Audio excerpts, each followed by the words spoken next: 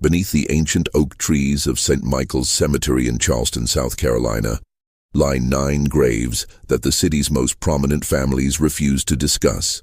Each headstone bears the name of a wealthy plantation owner who died between 1851 and 1855, all under mysteriously similar circumstances, sudden paralysis followed by what physicians of the time called merciful death. But in 1923, when the cemetery underwent renovation, groundskeepers made a horrifying discovery that city officials immediately ordered sealed from public record. Inside each of those 9 coffins, the wooden lids bore deep scratch marks from fingernails, and the bodies lay in positions suggesting desperate struggles. What the authorities found next would haunt Charleston's elite for generations. A leather journal buried beneath the cemetery's oldest magnolia tree, written in the careful handwriting of a man named Solomon Fairfax, detailing 4 years of calculated revenge that began with a family's screams and ended with 9 men buried alive. Before we continue with the story of Solomon Fairfax and the dark secret that transformed a gentle healer into Charleston's most methodical killer, we need you to be part of our community of truth seekers. Hit that subscribe button and ring the notification bell so you never miss these buried stories from America's past. And tell us in the comments, what state are you listening from? We love hearing from our audience across the country. The journal's first entry, dated March 15, 1851, began with a single line that would explain everything. Today I watched my wife and children burn, and I did nothing to stop it. Charleston in the 1850s stood as the crown jewel of Southern aristocracy, where white-columned mansions lined the Cooper River and fortunes built on rice and cotton created dynasties that believed themselves untouchable. The city's medical community, though small, commanded enormous respect among the wealthy elite who could afford private physicians for their increasingly frequent ailments, mysterious fevers, sudden weakness, and strange paralytic conditions that seemed to plague Charleston's most prominent families with alarming regularity. Dr. Cornelius Hathaway had established his practice on Meeting Street in 1845, quickly earning a reputation among Charleston's upper class for his innovative treatments and unusual understanding of exotic remedies. His success stemmed partly from his exceptional assistant, a slave named Solomon Fairfax, who possessed an almost supernatural knowledge of medicinal plants and chemical compounds. Solomon had been purchased specifically for Dr. Hathaway's practice after demonstrating remarkable skills in botanical medicine, skills that had been passed down through generations of his family, who had served as healers on various plantations throughout the Carolina Lowcountry. Solomon Fairfax was not the typical field slave that populated Charleston's plantations.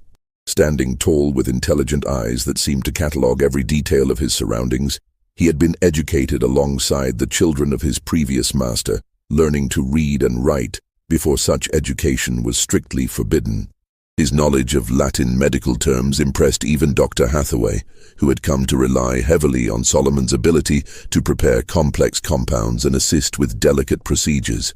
The wealthy patients who visited Hathaway's practice grew comfortable with Solomon's presence, often requesting him specifically for his gentle bedside manner and seemingly intuitive understanding of their ailments. But Solomon's life had not always been confined to the sterile walls of a medical practice. For 32 years before coming to Dr. Hathaway, he had lived on the Pemberton plantation 15 miles outside Charleston, where he had married a woman named Celia and raised 3 children, 2 boys and a girl, in one of the plantation's slave quarters. The Pembertons had allowed this arrangement because Solomon's healing skills proved invaluable during the frequent outbreaks of fever and disease that could devastate a plantation's workforce overnight. Solomon's expertise had saved countless lives, both slave and free, earning him a measure of respect unusual for someone in his position. He had developed treatments for everything from snake bites to consumption, using a combination of traditional African remedies passed down from his grandmother and new techniques he learned by carefully observing the white physicians who occasionally visited the plantation. The Pembertons had even allowed him to tend to their own family during times of illness, a privilege that demonstrated the genuine trust they placed in his abilities. However, this relative comfort ended abruptly in March of 1851, when Edmund Pemberton's gambling debts forced him to sell portions of his human property to cover his mounting financial obligations. The sale was to include Solomon's wife and children, who would be separated and sent to different plantations across the state, a common practice that plantation owners justified as business necessity, but which destroyed families as effectively as any natural disaster. Solomon had pleaded with Edmund Pemberton, offering to work additional years without any compensation if his family could remain together. He had even suggested alternative arrangements, perhaps hiring himself out to other plantations during peak seasons to generate additional income. But Pemberton, facing creditors who demanded immediate payment, refused all negotiations. The sale was scheduled for March 14, 1851, at the Charleston slave market, and nothing would change that decision. The morning of March 14th dawned gray and humid, with storm clouds gathering over the Ashley River, as if nature itself sensed the tragedy about to unfold. Solomon had spent the previous night holding his family close in their small cabin, memorizing every detail of their faces, every sound of their breathing, knowing that sunrise would bring permanent separation. Celia, his wife of 15 years, had maintained her composure throughout the ordeal, focusing her energy on preparing their children for what lay ahead. 8-year-old Marcus, the eldest, had inherited Solomon's intelligence and curiosity about the world beyond the plantation. 6-year-old Samuel possessed his father's gentle nature and natural affinity for healing, often helping Solomon gather medicinal plants from the woods surrounding their quarters. Their daughter, 4-year-old Grace, clung to her mother with the instinctive understanding that something terrible was about to happen, though she could not comprehend the full scope of what awaited them. As the slave traders arrived to collect their human cargo, Solomon watched helplessly as his family was loaded into a wagon alongside 6 other families being torn apart by Edmund Pemberton's financial desperation. The children's tears mixed with their parents' desperate promises that they would find each other again, somehow, someday. Promises everyone knew were lies designed to ease unbearable pain. But the true horror began during the journey to Charleston's slave market. Halfway to the city, one of the wagon wheels struck a deep rut in the rain-soaked road, causing the vehicle to tip precariously. In the confusion that followed, Celia fell from the wagon, striking her head against a sharp rock embedded in the roadside. Blood immediately began flowing from the wound, and Solomon, despite his shackled hands, tried desperately to reach her. The slave traders, concerned only with delivering their cargo in sellable condition, made a decision that would haunt Solomon for the rest of his life. Rather than seeking medical attention for Celia, they declared her a loss and ordered the wagon to continue without her. Solomon screamed and fought against his restraints as they left his wife bleeding and unconscious by the roadside, but the other slaves held him back, knowing that resistance would only result in punishment for everyone. The nightmare intensified at the Charleston slave market, where Solomon was forced to watch as his children were sold to separate buyers. Marcus was purchased by a rice planter from Georgetown who specialized in using child labor for the dangerous work of tending irrigation systems in alligator-infested swamps. Samuel was bought by a cotton farmer from the upcountry whose reputation for working slaves to death was well known throughout the region. Grace, too young for field work, was sold to a family in Savannah as a house servant, disappearing forever into the vast network of human bondage that connected southern cities. Through all of this, Solomon maintained an outward appearance of resignation, knowing that any display of emotion or resistance would make his situation even worse. Inside, however, something fundamental had broken. The man who had dedicated his life to healing, to preserving life and easing suffering, watched as everything he loved was destroyed by the casual cruelty of men who viewed human beings as property to be liquidated when convenient. Dr. Hathaway, unaware of the full scope of Solomon's tragedy, purchased him primarily for his medical skills, paying a premium price that reflected Solomon's reputation as an exceptional healer. The doctor had heard about Solomon's abilities from other physicians who had witnessed his work at the Pemberton plantation, and he desperately needed someone with advanced knowledge of medicinal compounds to help with his growing practice.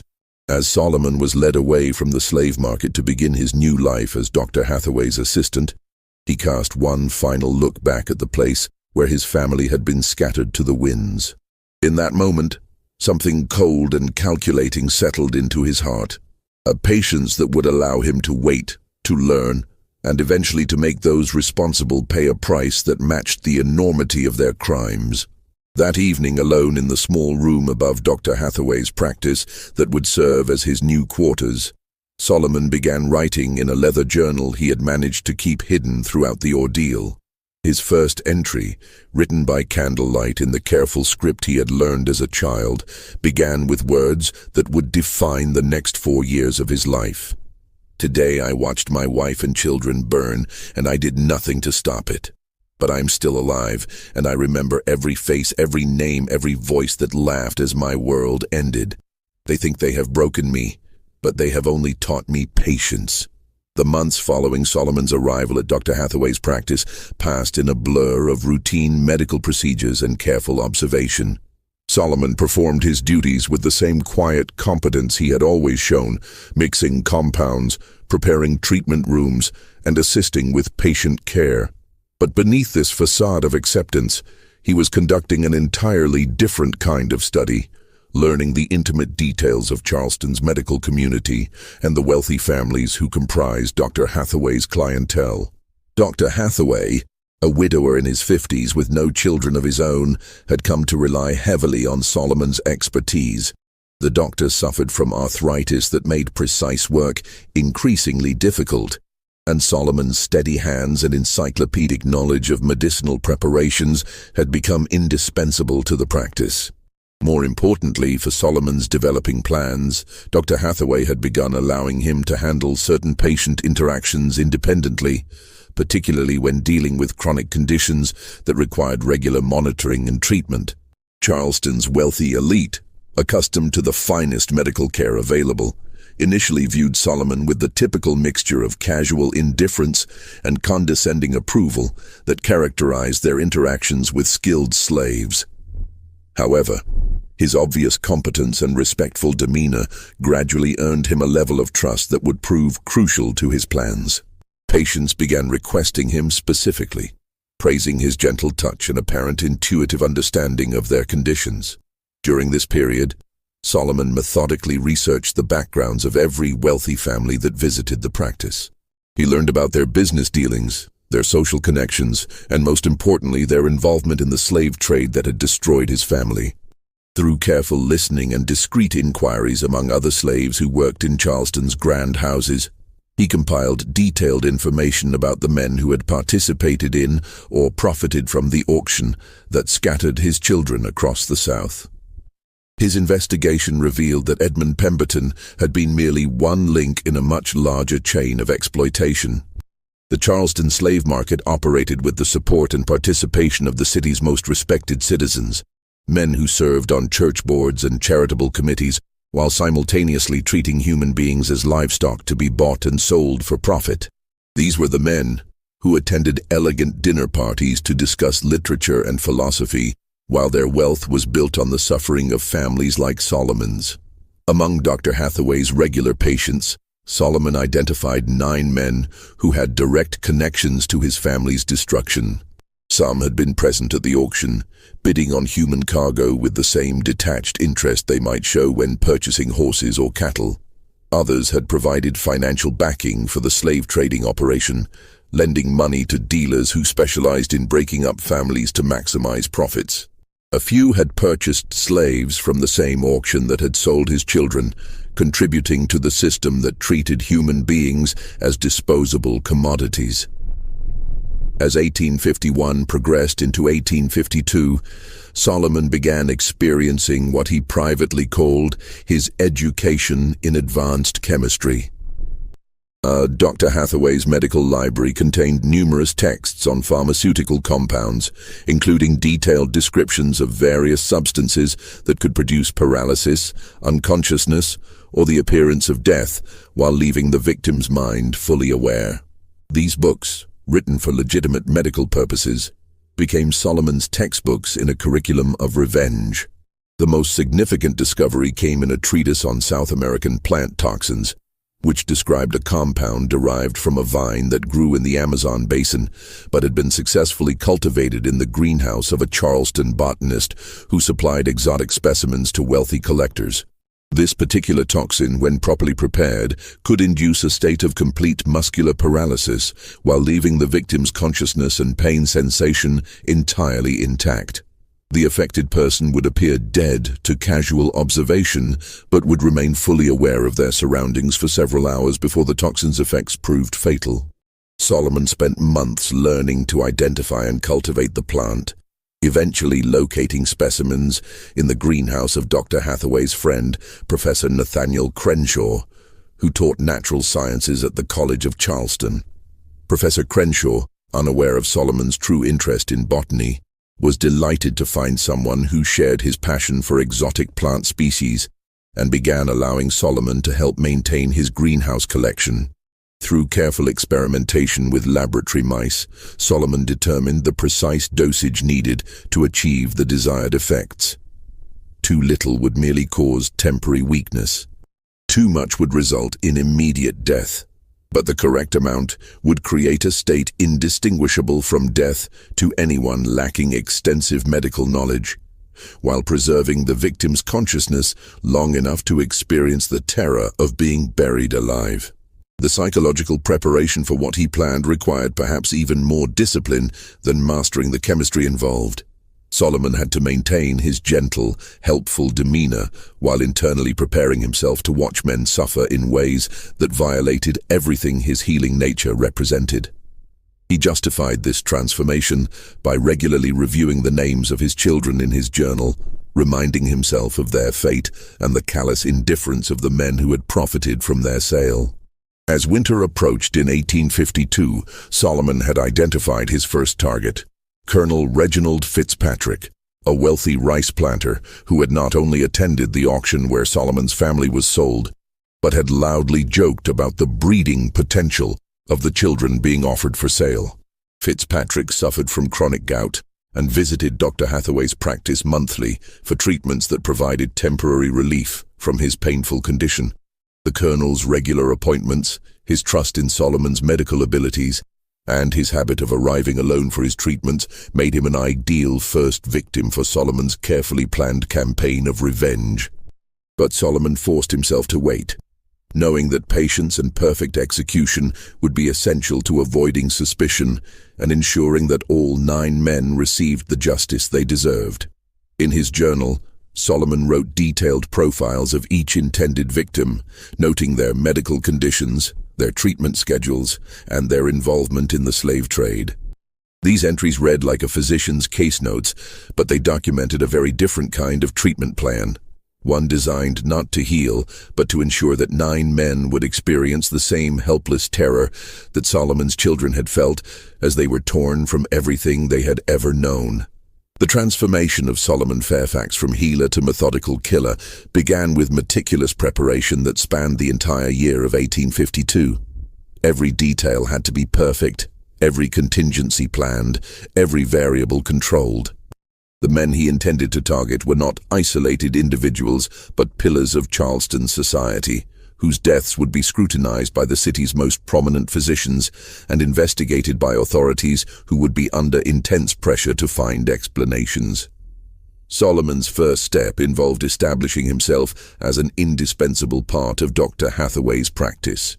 He began arriving earlier each morning to prepare the office, staying later each evening to organize medical supplies, and demonstrating such dedication to his work that Dr. Hathaway increasingly relied on his judgment in medical matters. This growing trust would be essential when Solomon needed to handle certain patients independently without the doctor's direct supervision. The development of his paralytic compound required months of careful refinement. Working in a small shed behind Dr. Hathaway's office, ostensibly to prepare herbal remedies that supplemented the doctor's treatments, Solomon cultivated the toxic vine and experimented with extraction methods. The process was dangerous. Several times he accidentally exposed himself to small amounts of the toxin, experiencing temporary numbness that gave him a terrifying preview of what his victims would endure in their final hours. The compound in its final form was a colorless, odorless liquid that could be easily mixed with other medications without detection. When administered in the correct dosage, it would begin taking effect within 30 minutes, initially causing weakness and disorientation that would be attributed to the patient's existing medical condition. Within an hour, complete paralysis would set in, but the victim would remain conscious and able to hear, see, and feel everything happening around them. Most crucially, the paralysis would be so complete that it would be impossible to detect breathing or pulse without extremely careful examination.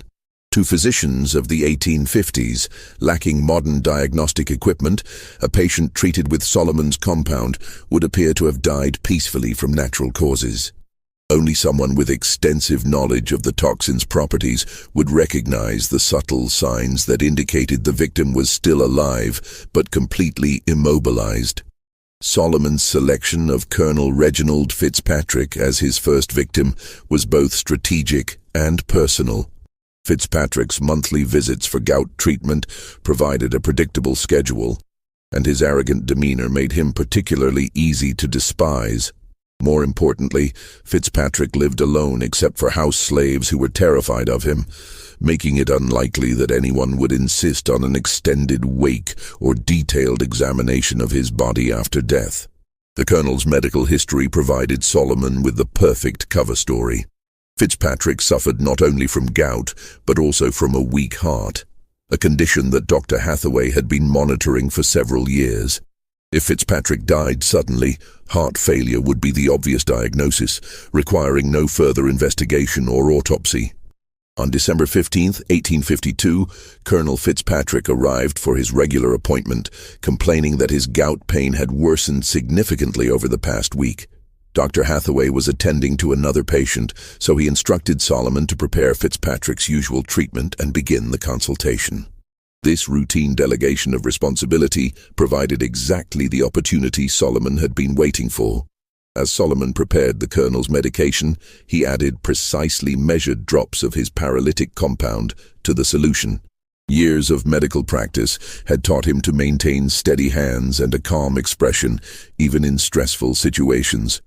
Skills that served him well as he crossed the line from healer to killer. Fitzpatrick, accustomed to receiving treatments from Solomon, consumed the medication without question or hesitation. The conversation that followed would be burned into Solomon's memory forever. As the toxin began taking effect and Fitzpatrick started feeling weak, Solomon sat beside the Colonel's chair and spoke in the same gentle tone he had always used with patience. "Colonel Fitzpatrick," Solomon said quietly, "I want you to know that my name is Solomon Fairfax, and you destroyed my family at the slave auction on March 14, 1851. You laughed when my children were sold. You joked about their value as breeding stock. Do you remember that day?" Fitzpatrick's eyes, already glazing over from the advancing paralysis, showed a flicker of recognition and then growing horror as he realized what was happening. He tried to speak, to call for help, but found that his voice had been stolen along with his ability to move. Solomon continued speaking in that same calm, professional tone. "You're not dying yet, Colonel. The medicine I gave you has paralyzed every muscle in your body, but your mind is completely clear. You can hear every word I'm saying. You can feel everything that's happening to you. In about an hour, Dr. Hathaway will examine you and pronounce you dead from heart failure. Your body will be prepared for burial, and tomorrow evening you'll be placed in your coffin and buried in St. Michael's Cemetery." Solomon leaned closer, ensuring that Fitzpatrick could see his face clearly. "But you won't actually die until several hours after you're buried. You'll be completely aware as the dirt is shoveled onto your coffin. You'll hear every sound, feel every sensation, and have plenty of time to think about what you did to my children. That's when you'll understand what terror really feels like. The paralysis was now complete.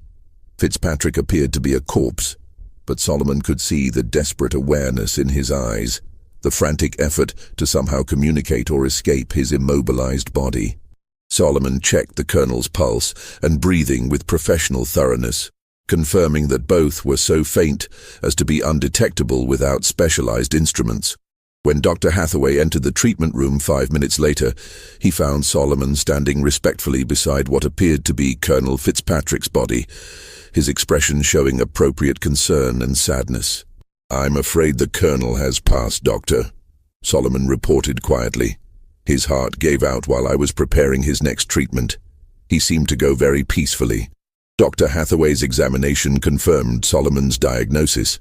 The colonel showed no signs of life, and given his known heart condition, the cause of death seemed obvious. Within an hour, the body was removed to Fitzpatrick's mansion, where arrangements were made for a funeral, befitting one of Charleston's most prominent citizens. Solomon attended the funeral, standing respectfully in the section designated for slaves, while Colonel Fitzpatrick's coffin was lowered into the ground. As the first shovelfuls of dirt struck the wooden lid, Solomon wondered if Fitzpatrick was still conscious, still aware of what was happening to him. The thought brought him no satisfaction, only a cold sense of justice finally being served. That evening, Solomon made the second entry in his journal. "Colonel Fitzpatrick has paid for his crimes. 8 more remain. Justice is patient, but it is also certain." The months following Colonel Fitzpatrick's burial passed with agonizing slowness as Solomon waited to see if his method had aroused any suspicion. Charleston's social circles buzzed with the expected condolences and remembrances of the colonel's contributions to the community, but no questions were raised about the circumstances of his death. Dr. Hathaway mentioned the case to other physicians as an example of how quickly heart failure could claim even seemingly healthy individuals, and Solomon's reputation as a skilled and caring medical assistant remained untarnished. This successful execution of his first revenge gave Solomon confidence to proceed with the second phase of his plan. But it also forced him to confront the psychological toll of what he was doing.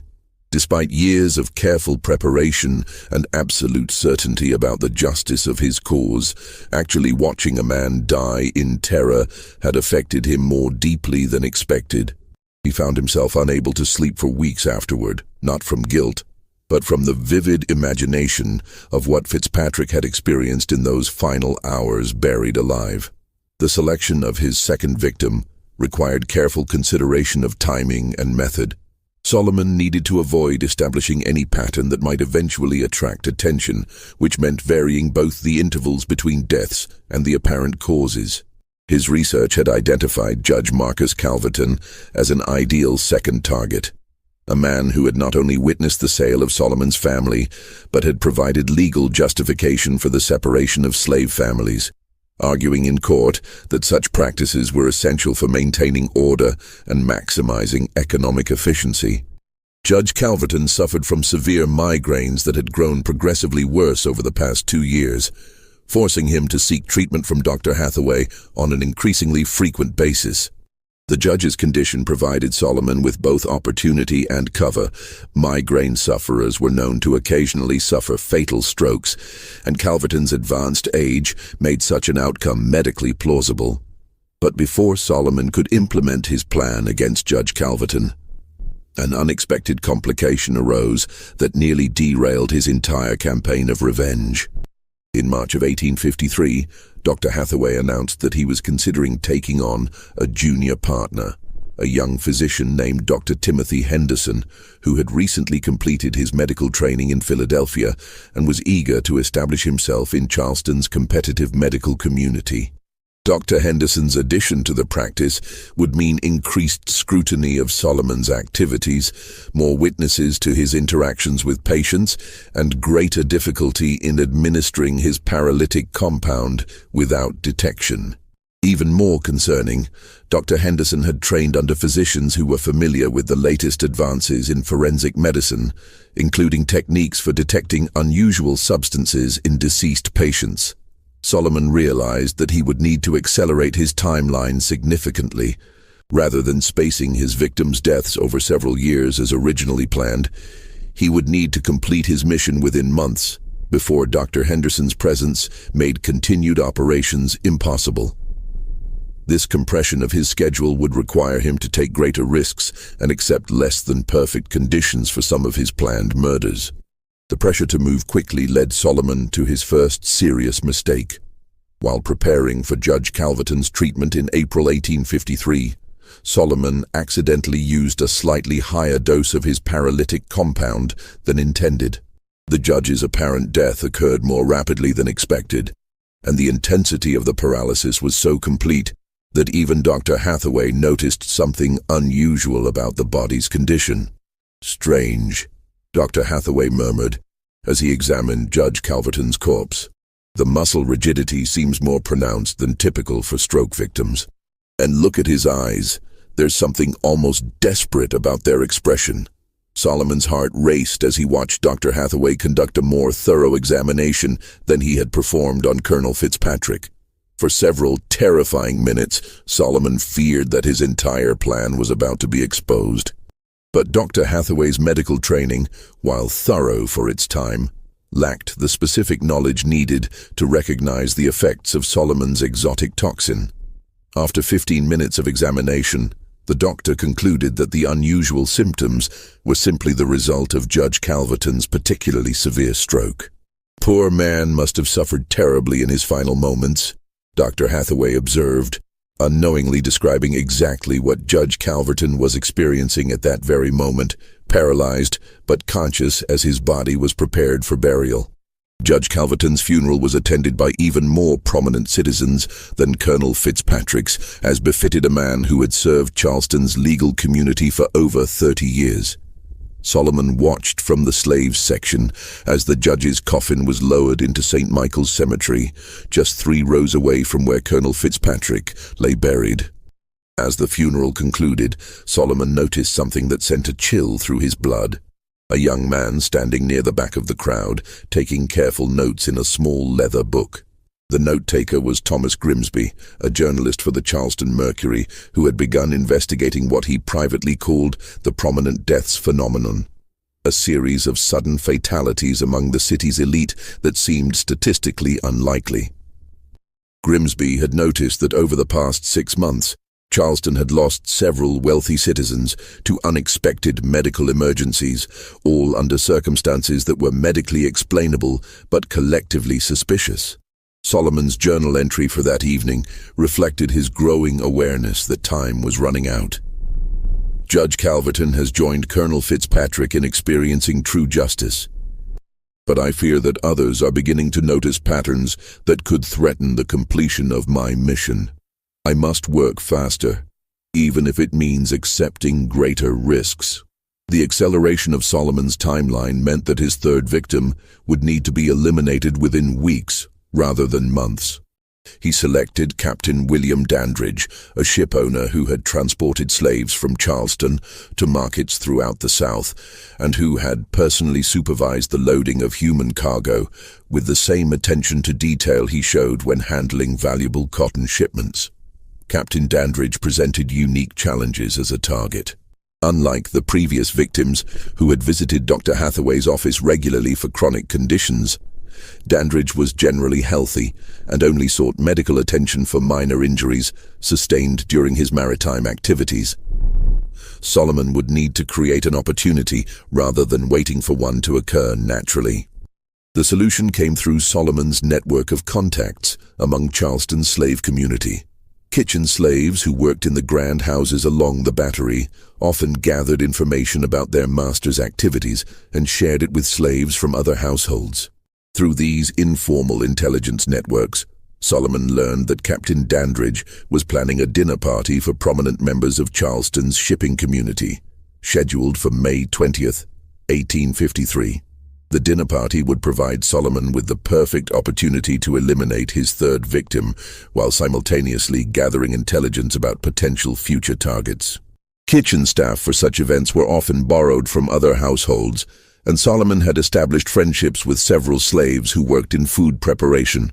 With careful planning, he could arrange to assist with serving the dinner, giving him direct access to Captain Dandridge and his guests. But even as Solomon refined his plans for the dinner party, Thomas Grimsby was conducting his own investigation into Charleston's recent string of prominent deaths. The journalist had begun visiting St. Michael's Cemetery regularly, noting the locations of recent burials and documenting the medical histories of the deceased. What he discovered would soon threaten everything Solomon had worked to accomplish. Just when we thought we'd seen it all, the horror in Charleston intensifies. If this story is giving you chills, share this video with a friend who loves dark mysteries. Hit that like button to support our content. And don't forget to subscribe to never miss stories like this. Let's discover together what happens next. The evening of May 20th, 1853, marked the beginning of the end for Solomon Fairfax's methodical campaign of revenge.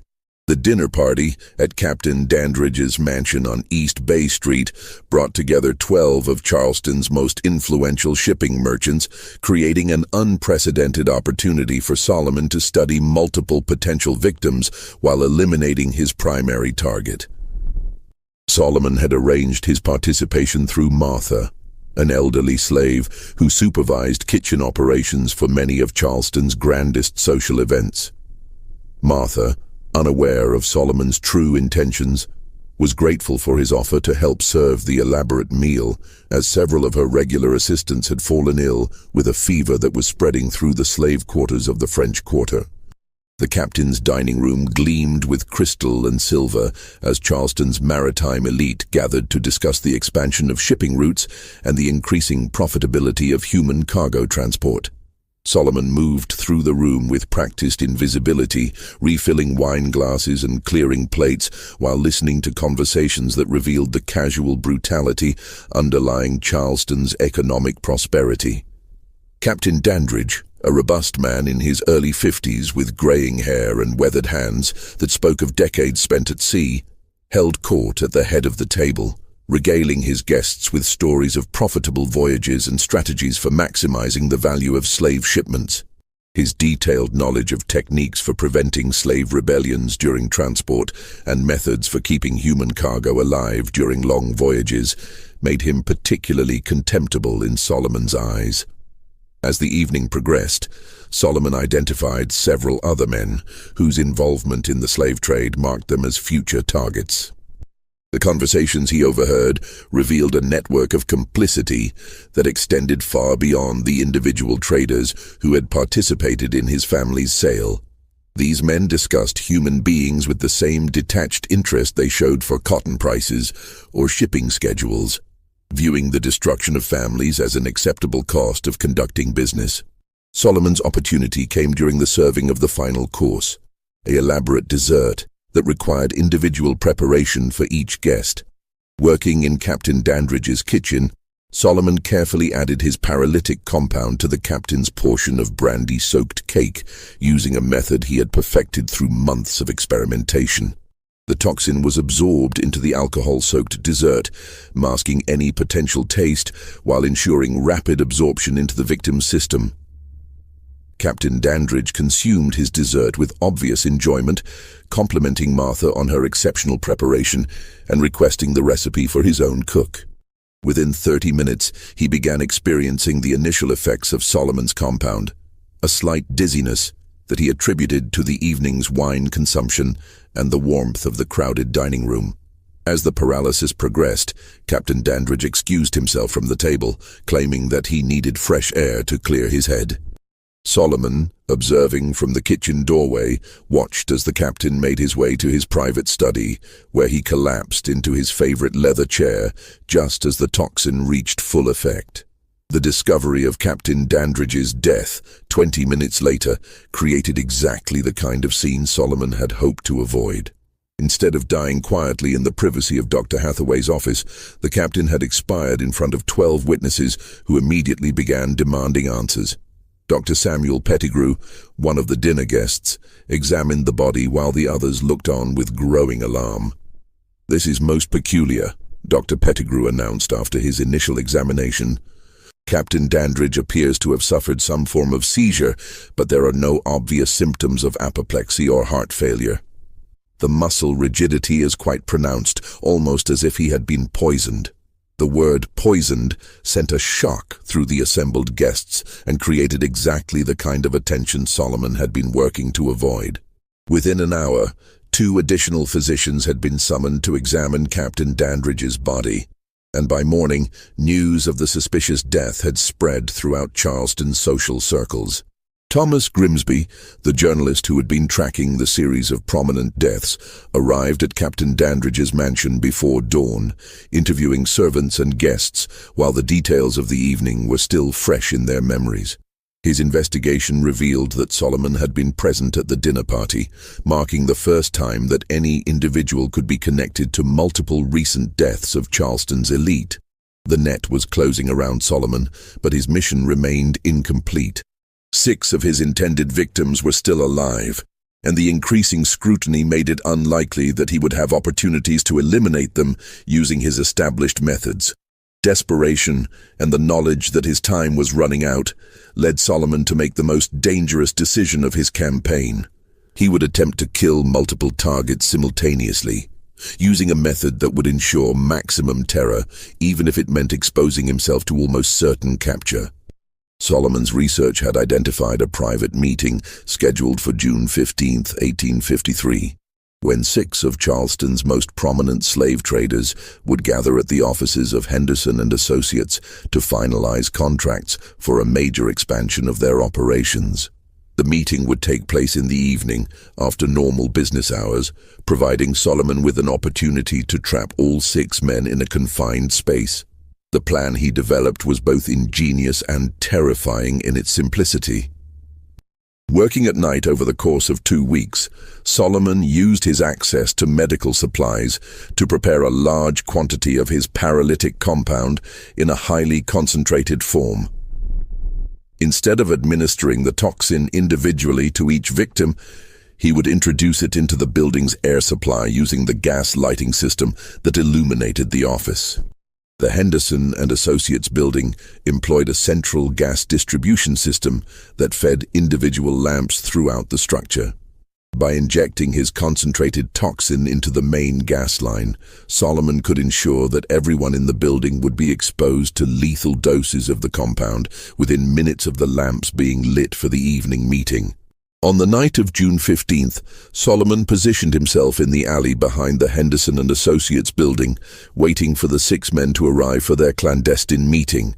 At exactly 8 o'clock, the office windows began glowing with gas lamplight, indicating that the meeting had begun and Solomon's trap was being activated. Within 30 minutes, the building fell silent. Solomon waited another hour to ensure that the paralysis had taken complete effect before using a duplicate key he had obtained through careful planning to enter the building through the rear entrance. The scene that greeted him in the main conference room was both horrifying and satisfying. 6 men sat around a mahogany table, their bodies frozen in the positions they had occupied when the paralysis struck. Their eyes, the only part of their anatomy still capable of movement, tracked Solomon as he moved around the room, revealing the terror and awareness trapped within their immobilized bodies. Solomon approached each man individually, speaking in the same calm, professional tone he had used with his previous victims. He identified himself and explained exactly what was happening to them, describing in clinical detail how they would remain conscious throughout their burial and the hours of suffocation that would follow. The expressions in their eyes, panic, disbelief, desperate attempts to communicate, provided Solomon with a satisfaction that years of planning had not prepared him to experience. But Solomon's moment of triumph was short-lived. As he prepared to leave the building and allow the victims to be discovered the following morning, he heard footsteps in the corridor outside the conference room. Someone else was in the building, someone who was not supposed to be there according to Solomon's careful surveillance of the meeting. The door opened to reveal Thomas Grimsby, the journalist who had been investigating Charleston's recent string of suspicious deaths. Grimsby had been following leads that pointed to tonight's meeting as a crucial piece of his investigation. and he had arrived just in time to witness Solomon standing over 6 apparently dead bodies. "So it's true," Grimsby said quietly, his voice showing a mixture of horror and vindication. "Someone has been systematically murdering Charleston's elite, and you're the one responsible." Solomon realized that his careful plans had finally unraveled completely. There was no way to explain his presence in the room or the convenient death of 6 men who had been his targets. The journalist's investigation had led him to the same conclusion that would soon be reached by Charleston's authorities. Someone with access to medical knowledge and detailed information about the victims' schedules had been conducting a methodical campaign of murder. "They destroyed my family," Solomon said simply, making no attempt to deny his responsibility. "They sold my children like cattle and left my wife to die by the roadside. This is justice, not murder." Grimsby's response revealed the complexity of Charleston's racial dynamics, even in the face of obvious crime. As a journalist, he was committed to exposing the truth about the murders. As a Southerner, he understood the brutal realities of the slave system that had motivated Solomon's revenge. The conflict between these perspectives created a moment of hesitation that would determine both men's fates. "Those men in there," Grimsby said, gesturing toward the paralyzed victims, "they're still alive, aren't they? That's why their eyes are moving. You've done something to them that makes them appear dead while keeping them conscious." Solomon nodded, seeing no point in denying what was obviously true. "They'll experience exactly what my children felt when they were torn away from everything they knew. They'll have hours to think about what they did, just as my family had hours to contemplate their fate during that wagon ride to the slave market." The conversation that followed would be recorded in Grimsby's own journal, discovered decades later during the renovation of his former residence. The journalist found himself caught between his professional obligation to expose a mass murderer and his human understanding of the injustices that had created that murderer. "I can't let you continue," Grimsby said finally. "But I also can't ignore what drove you to this. Those men participated in a system that treats human beings as property. They profited from breaking up families and selling children. In any just society, they would face consequences for those actions." Solomon's response revealed the philosophical framework that had sustained him through 4 years of planning and execution. "In a just society, my family would never have been destroyed in the first place. Since justice was denied to us through legal means, I created my own justice through the knowledge that their system taught me." The standoff between Solomon and Grimsby was interrupted by the sound of approaching voices outside the building. Other people were coming to investigate the meeting, either because they had been expected to attend or because someone had noticed unusual activity in the building. Both men realized that within minutes the scene would be discovered, and Solomon's fate would be sealed. "There's a back stairs," Grimsby said quietly. "You could still escape. I could delay reporting this for a few hours, give you time to reach the countryside." But Solomon had already accepted that his mission would end with his capture or death. 9 men had been responsible for his family's destruction, and he had managed to eliminate only 6. The remaining 3 would live to profit from their crimes, and the system that had created those crimes would continue unchanged. "I'm not running," Solomon said with the same calm certainty that had characterized all his actions. "Let them come. Let them discover what I've done. Maybe when this story spreads, other people will understand that even slaves have limits to what they'll endure in silence." The voices outside grew louder, accompanied by the sound of multiple footsteps on the building's front stairs. Grimsby made a decision that would haunt him for the rest of his life. He chose to protect his story rather than protect Solomon. The journalist positioned himself to observe and document what happened next, ensuring that he would be able to provide a complete account of Solomon's capture and the discovery of his victims. When Charleston's city constables burst into the conference room, they found a scene that defied immediate explanation. 6 prominent citizens sat motionless around a conference table, apparently dead, but showing none of the typical signs of natural death. Standing calmly beside the table was a slave who made no attempt to flee or resist arrest, instead offering a complete confession of his actions and a detailed explanation of his methods. Solomon's confession, recorded by the chief constable and preserved in Charleston's criminal archives, provided authorities with information that solved not only the evening's multiple deaths, but also the mysterious fatalities that had puzzled the city's medical community for nearly 2 years. The paralytic compound, the method of administration, the selection of victims based on their involvement in slave trading, everything was documented with the same methodical precision that had characterized Solomon's campaign of revenge. The trial of Solomon Fairfax became one of the most controversial legal proceedings in Charleston's antebellum history, not because of any doubt about his guilt, but because of the moral questions his case raised about slavery, justice, and the limits of human endurance. The prosecution, led by District Attorney Charles Rutledge, presented the case as a simple matter of murder, a slave who had killed 9 prominent citizens and must be executed to maintain social order. The defense, appointed by the court and led by the reluctant attorney Benjamin Crawford, faced the nearly impossible task of defending a client who had confessed to multiple murders, while arguing that those murders were justified by the systematic destruction of his family. Crawford's strategy focused not on denying Solomon's guilt, but on exposing the brutal realities of the slave system that had created the conditions for such desperate revenge. The trial revealed details about Charleston's slave trade that had previously been hidden from public view. Testimony about the methods used to separate families, the casual cruelty of slave auctions, and the complete legal powerlessness of enslaved people created an uncomfortable mirror for a society that preferred to view slavery as a benevolent institution. Solomon's detailed testimony about watching his family destroyed while being unable to intervene forced Charleston's elite to confront the human consequences of their economic system.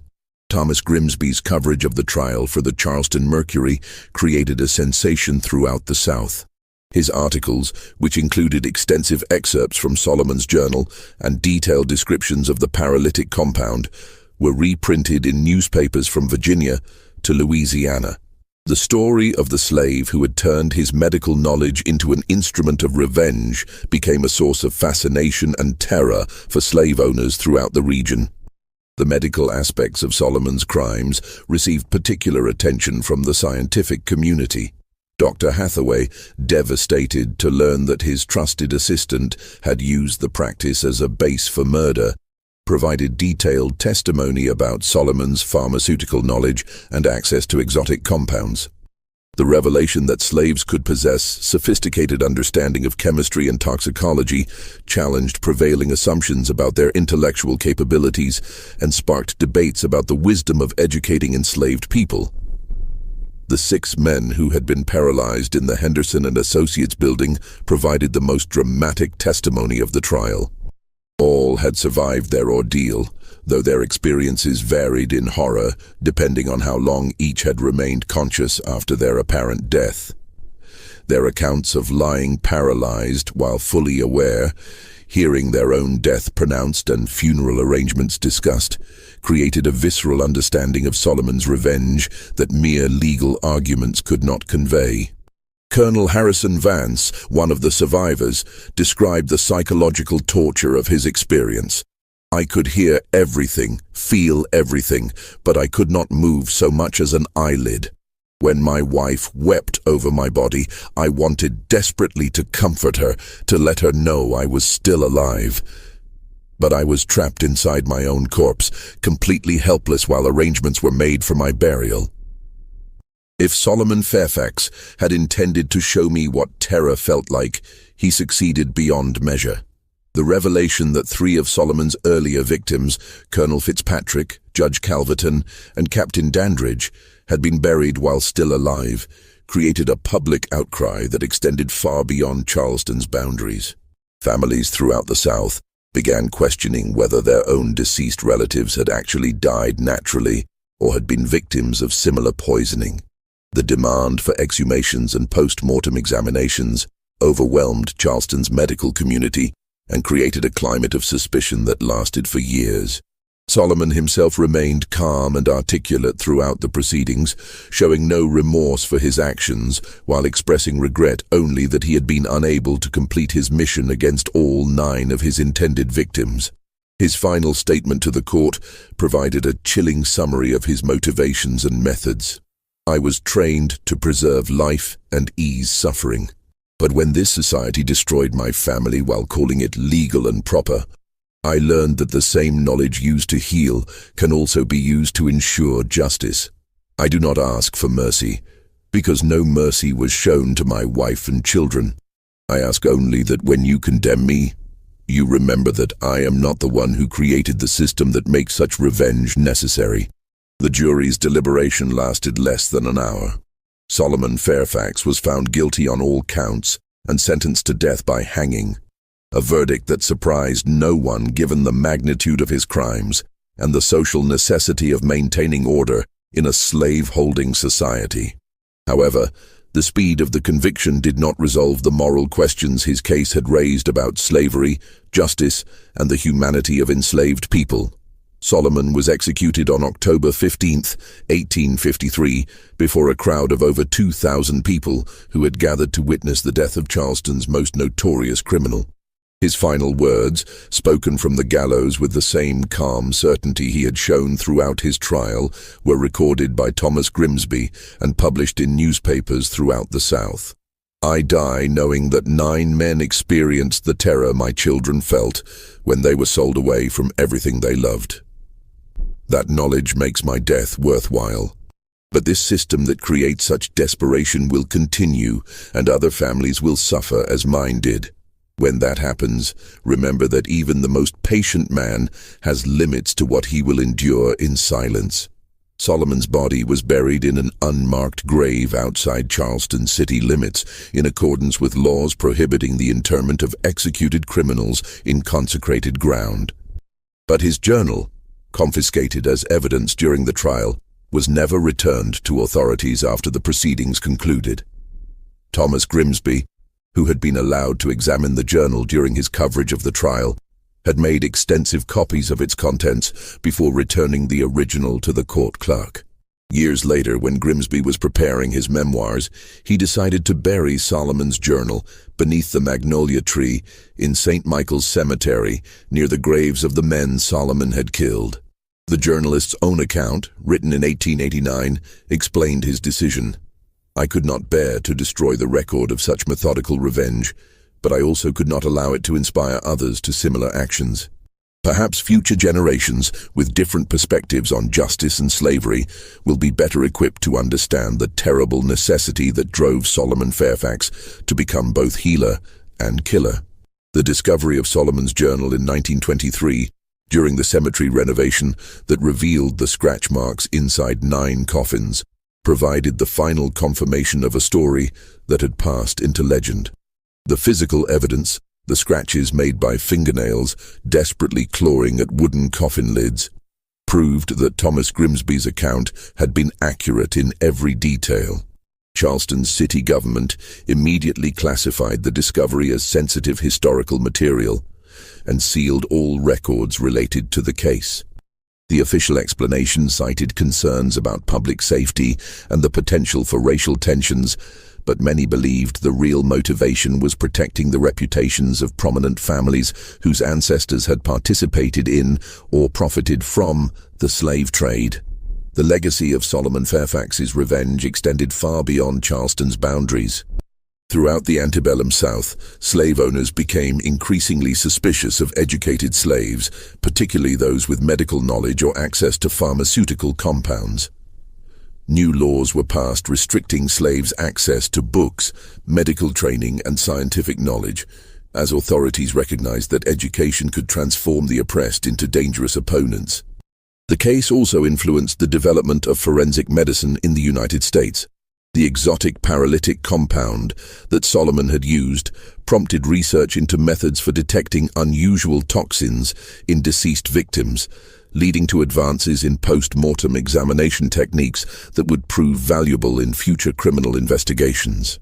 But perhaps the most significant impact of Solomon's story was its effect on the national debate about slavery itself. The revelation that even the most seemingly docile and loyal slaves might harbor years of accumulated rage challenged fundamental assumptions about the institution's stability and moral justification.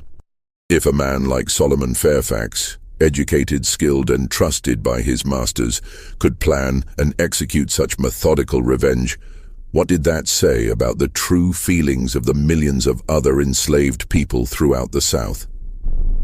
This mystery shows us that even in the darkest chapters of American history, individual acts of resistance could shake the foundations of seemingly unshakable systems. The story of Solomon Fairfax reminds us that justice delayed is not always justice denied. Sometimes it simply takes a different, more terrible form. What do you think of this story? Do you believe that Solomon's actions were justified by the destruction of his family? Or was his revenge simply another form of evil? Leave your comment below and share your thoughts about this chilling tale from Charleston's buried past. If you enjoyed this dark journey into America's hidden history and want more stories that reveal the secrets our ancestors tried to forget, subscribe now, hit the notification bell, and share this video with someone who appreciates the complex truths that lie beneath our nation's official histories. Until next time, remember that the past is never truly buried. It's always waiting to be discovered by those brave enough to dig.